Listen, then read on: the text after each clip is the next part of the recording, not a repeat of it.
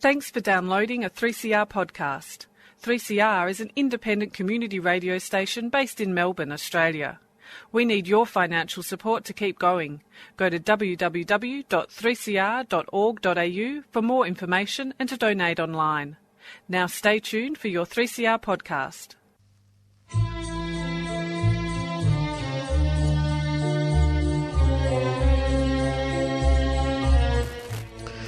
Sabah al-Khair, good morning dear listeners. You're listening to Radio 3CR on 855 AM and Palestine Remembered with Yusuf Al-Rimawi, Nasser Mashni and Robert Martin.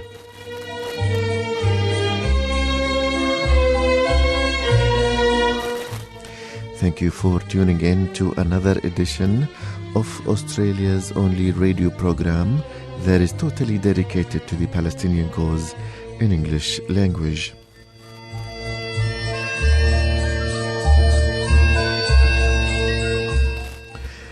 We would like to welcome our listeners on the AM dial and those who will join us later on 3cr.org.au/podcasts.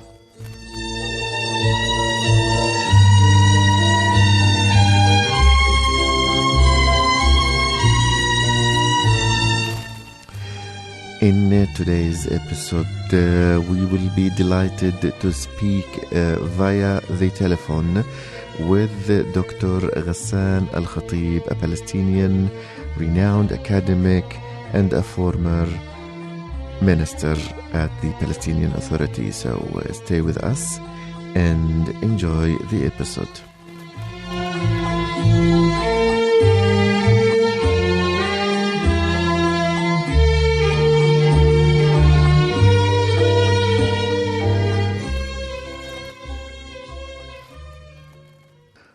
Our guest this morning will be Dr. Ghassan Khatib. Dr. Khatib is a respected Palestinian academic at Birzeit University and a former member of the Palestinian Authority cabinet.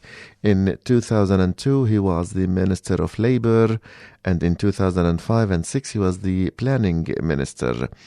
Moreover, Dr. Khatib was a member of the Madrid Peace Conference in 1991 and was involved in the Washington negotiations from 91 to 93. Dr. Khatib is currently the director of the Government Media Center. So Dr. Khatib will share with us this morning his views and reflections about the Fatah-Hamas reconciliation or unity agreement. So stay with us and we will be back shortly.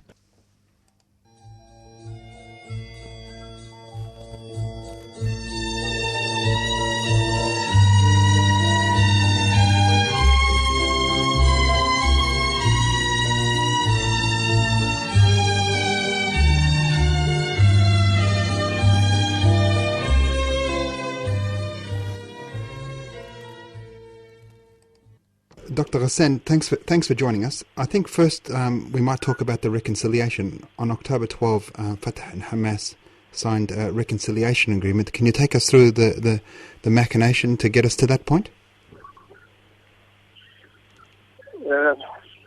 This is actually not a new agreement, and it's not the first time that the two sides reach agreements.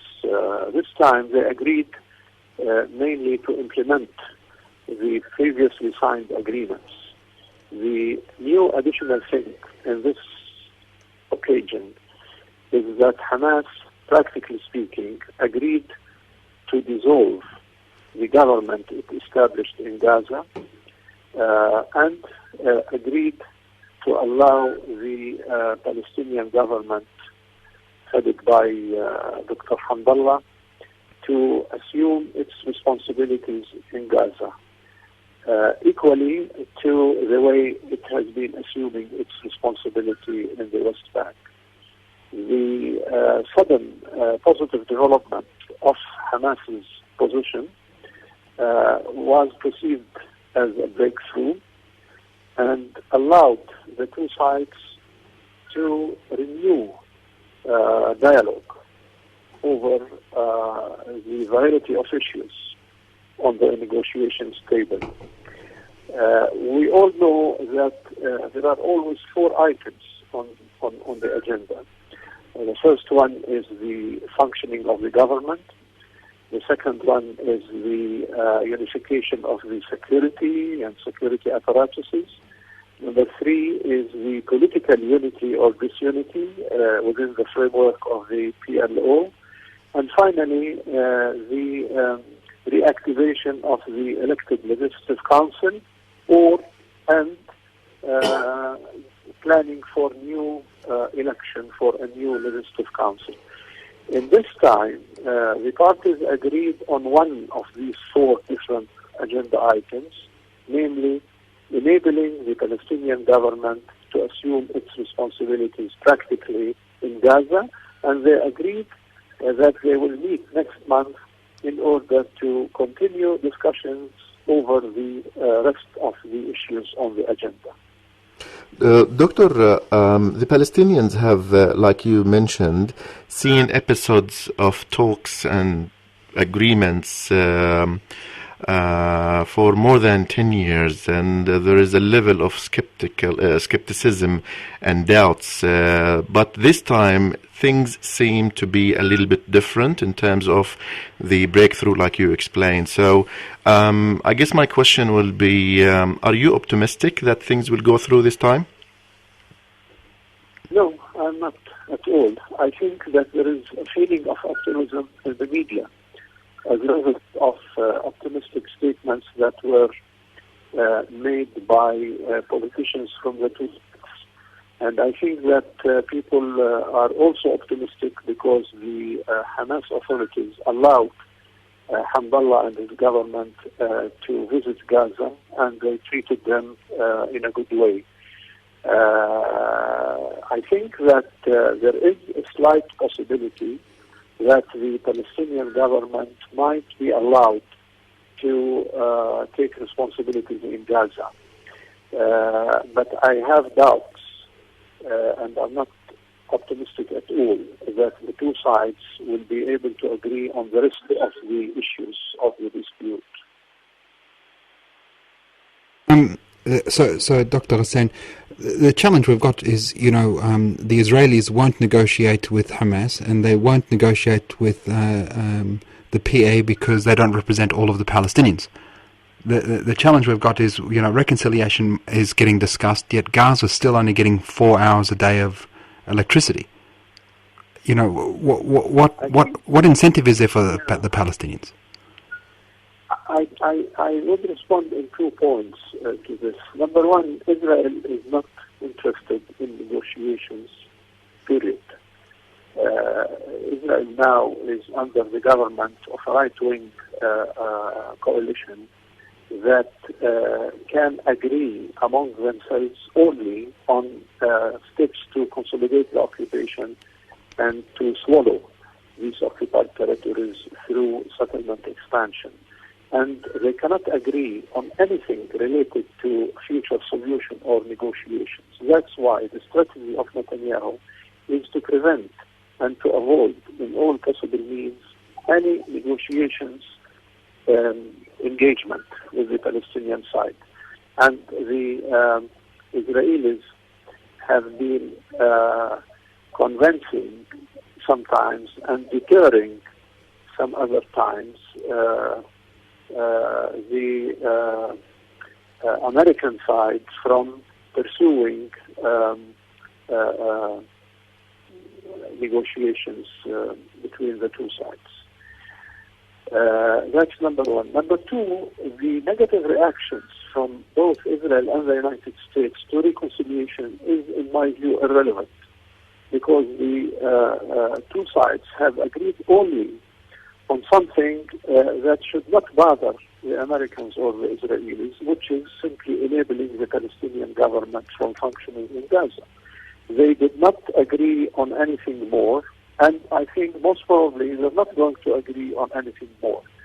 Therefore, enabling the Palestinian government to pursue its responsibilities in Gaza actually should be of interest to everybody, including the donors community and Israel, because the deterioration in humanitarian situations in Gaza is not of interest to anybody, because if it continues, it can lead into explosion, which is everybody wants to avoid. Actually, it's leading into problematic environmental situations that has been leaving negative effects on Israel, like, for example, dumping the sewage of Gaza into the sea that has been polluting shores in the southern parts of Israel. So everybody should be interested for enabling the Palestinian government to assume its responsibility and to deal with the humanitarian situations and the economic deterioration. The other part of this development, of this agreement, is that Egypt will allow opening the Rafah crossing under the supervision of the Palestinian Authority in return for some cooperation by Hamas with Egypt over the security issues in Sinai. These two aspects of what has been agreed on are quote-unquote kosher. They shouldn't bother anybody. And I don't think that the two sides are candidates to go beyond this level of reconciliation.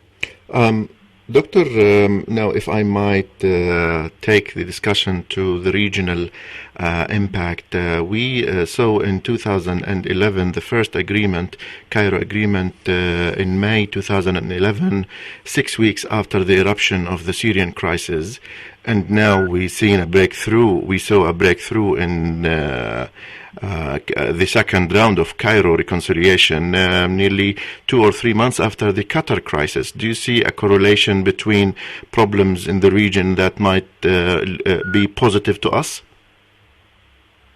Well, I believe that there is strong interrelations between Palestinian internal politics and regional and sometimes international situations.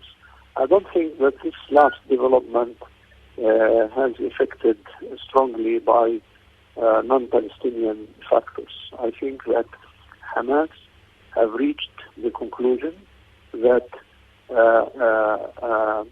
they need to get rid of their governance burden.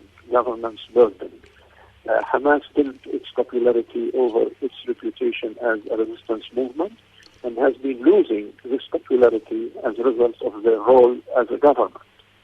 Any government in Gaza is doomed, whether it is Hamas or otherwise. Therefore, Hamas has been losing popularity and has been reaching the conclusion that probably moving a little bit towards the Lebanese model, while they maintain their role as resistance and give the chance to whoever to work out the dirty burden of services, sewage, education, health, etc., providing money for salaries, solving environmental problems, and all these impossible tasks. And in such situations, whenever there's going to be blame in the future, it's going to be directed to the Palestinian government of Hamdallah and Abbas rather than to Hamas. Without this reducing the overall hegemony or control that Hamas will continue to maintain in Gaza as a result of its military superiority. Mm-mm. So, Dr. Ghassan, I mean, it's a very pessimistic outlook, and something that we shouldn't, for a moment, forget is the Machiavellian control of the Zionists and the Israelis in creating the situation. But if we were to look back, let's rewind and do a quick 50 years. The greatest achievement that Abu Ammar Yasser Arafat did was he united a people. A despised, a dispossessed, homeless people, brought them to the forefront of media attention, and created an identity for our struggle for self-determination and justice. And that was his greatest feat. And then we go from there to, we look back historically now and see that the disaster that has befallen us since Oslo, because our alleged partner in peace, only wants more pieces of Palestine, but is not interested in peace, P-E-A-C-E, but P-I-E-C-E. And we get to the point now where, Hamas is relinquishing control of Gaza, not because they don't want to be in control, but because it's ugly to be in government. We'd rather be a resistance model, like you said, in Lebanon. What's the future for the leadership of the Palestinians? We've got President Abbas, was last elected over 10 years ago, almost 12 years ago now. If I get it right, I think that if I want to read the future, given the political reality in Palestine and given the political reality in Israel, and given the negatively changing attitude of the United States, I think most probably things will continue as it is, because this changing status quo that we are living is a creation of Israel. It created this status quo in a way that suits their needs and requirements. It's on the expense of the rights of the Palestinians, but it's imposed on them. And I think that the main Israeli interest is to maintain this status quo, maintain in the sense of maintenance. Whenever this status quo is shaken, they do maintenance activities in order to ensure its continuity. And the main characteristics of this status quo is, number one, the division of functions between Israel and the PA, where Israel is keeping for itself overall security responsibilities and responsibilities over the land, of course, and the resources under the land and the movement over the land and the crossing, etc., and leaving to the Palestinian Authority in a de facto way, unilaterally, the services, including law and order, in addition to all other services. But another aspect of the status quo is dividing the Palestinian territories into West Bank and Gaza. This is also comfortable to Israel in too many respects. Given the lack of ability in the Palestinian side to enforce a change in this status quo, and given the fact that the allies of the Palestinians, particularly the Arabs, are not in a position to help now, and given that the new American administration has moved steps further in their biased attitude towards Israel compared to the previous government, my reading to the future is a continuity of the current situations that is allowing Israel to expand their illegal settlements with the least political cost possible. Just a quick comment, Dr. Ghassan. What's the future of the leadership for the Palestinians? Is it Marwan Barghouti? Where do you see the next leader coming from? I don't see any election in the horizon, and I don't see any mean of change in the Palestinian leadership. And I cannot make prediction about the future after the possible absence of the current president, Mahmoud Abbas, in case that his position is vacant for any kind of reason. It's very difficult to imagine the developments then, simply because the legal succession, according to the Palestinian basic law, which is equivalent to constitution, would require election. And due to the split between West Bank and Gaza, and due to the fact that Israel is not going to encourage that, I do not see possible election. That's why I think the scenarios for the future new leadership in Palestine is quite unclear for me at least. And what about some people are talking about, the concept of dissolving the PA? What's your thoughts there? That's a naive scenario, and it's a utopian scenario because Israel is not going to allow a reversal process to pre-authority historical situations. If the PA want to give up its role, then Israel will probably find somebody else, maybe among the Palestinians, to do this, maybe Hamas, maybe somebody else. Yeah. But it's not that easy.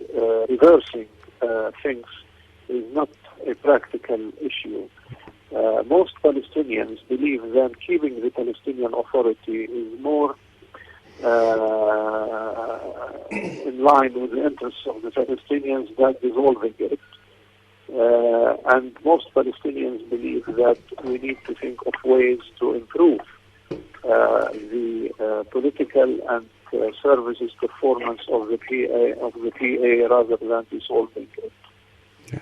So just very quickly, one more question. And I mean, you're living in what we call, and I'm sure you agree, an apartheid state today, Dr. Ghassan. I mean, the reality is a Jew can live anywhere, whether it's in 48 Palestine, in East Jerusalem, West Jerusalem, in the Golan Heights, anywhere in the West Bank, and vote and get the rule of law in the civil courts.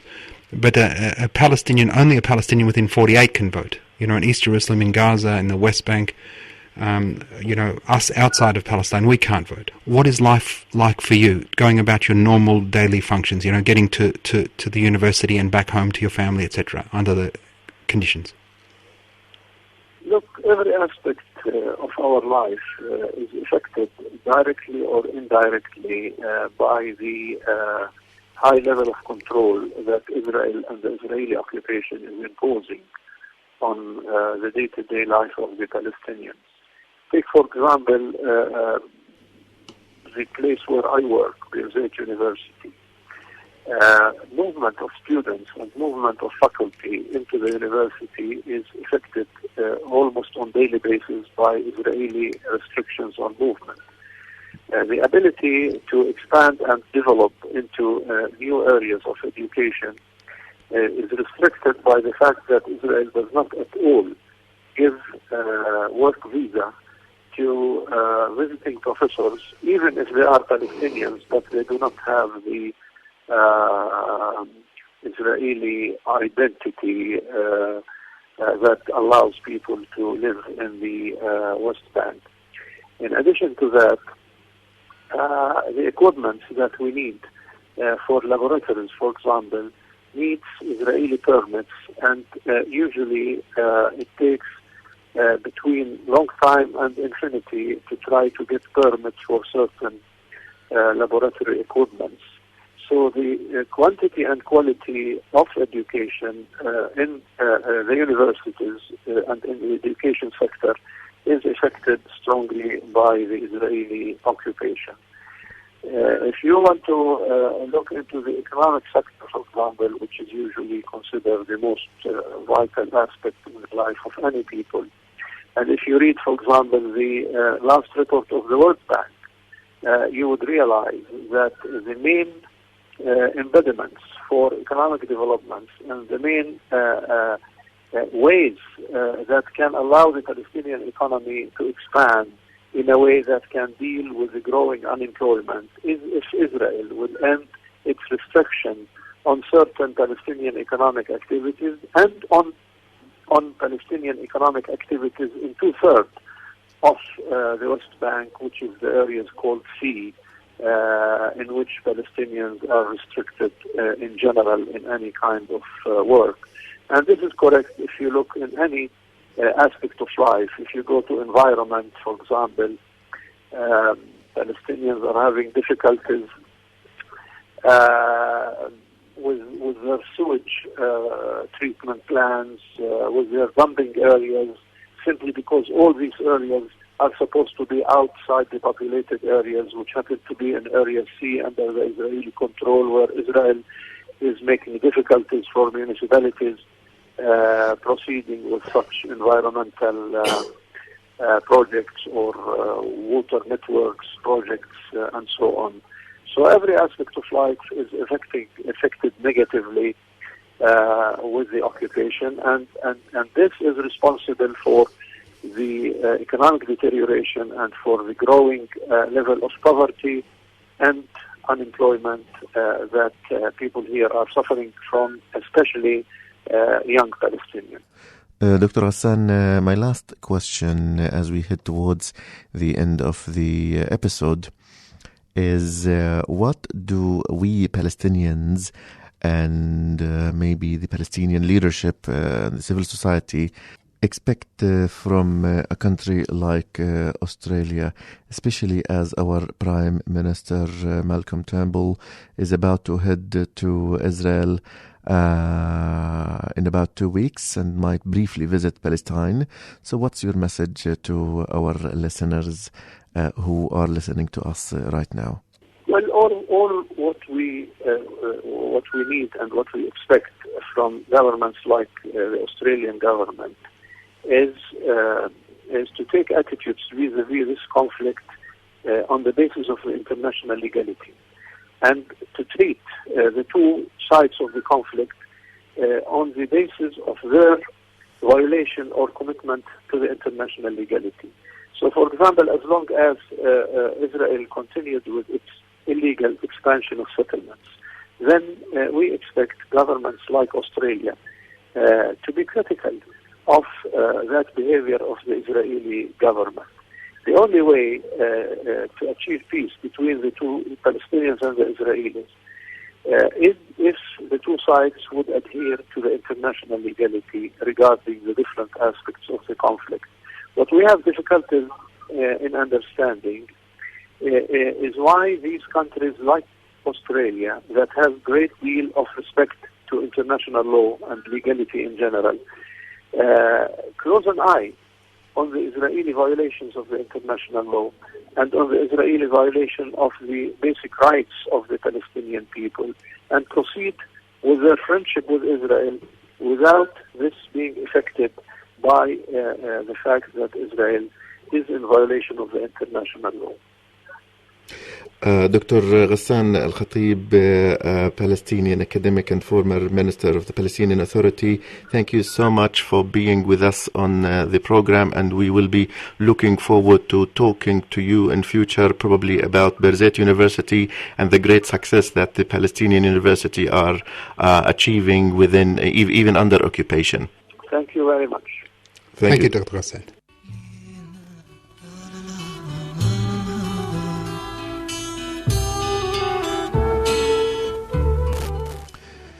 With this, we've come to the end of this week's episode of Palestine Remembered, and our guest was Dr.